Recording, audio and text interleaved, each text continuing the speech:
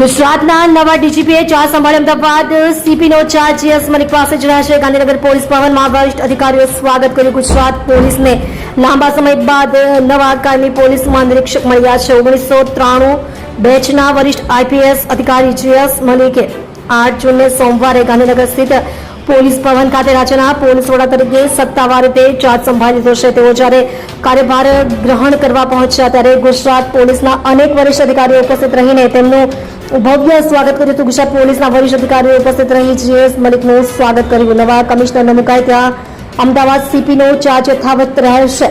આ પદભારની સાથે જીએસ મલિક પાસે અમદાવાદ શહેર પોલીસ કમિશનરનો ચાર્જ પણ યથાવત રહેશે। સોમવારે સવારે તેઓ પહેલા અમદાવાદ કમિશનર કચેરી ખાતે ઉચ્ચ અધિકારીઓ સાથે મહત્વની બેઠક કરી હતી અને ત્યાંથી તેઓ ગાંધીનગર પોલીસ ભવન કચેરી જવા રવાના થયા હતા। રાજ્યમાં જ્યાં સુધી નવા પોલીસ કમિશનરની સત્તાવાર નિમણૂક ન થાય ત્યાં સુધી ડીજીપી જીએસ મલિક પાસે જ અમદાવાદ શહેરનો આ એડિશનલ ચાર્જ રહેશે।